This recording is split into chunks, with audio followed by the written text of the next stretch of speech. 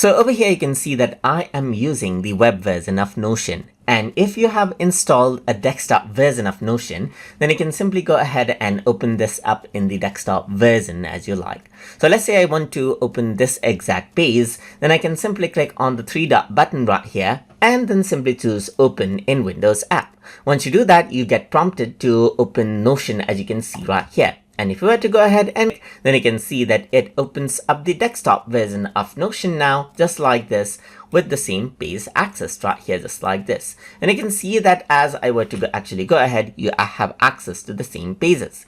Let me just go around over here onto the web version again. And let's say, for example, I'm going to go to this page now. I can simply go around over here and open in the desktop version of Notion, click on open, and then what happens is that you get this. And you can see that they are all added in as a tab right here. And in desktop, you simply have these tabs, as you can see, that you can choose, and then you can access out the multiple pages just like that, as you can see. So that is how you can go ahead and then open out the contents in the desktop version of Notion app as you like.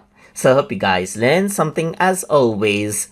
And as always, please like, comment, share, and subscribe.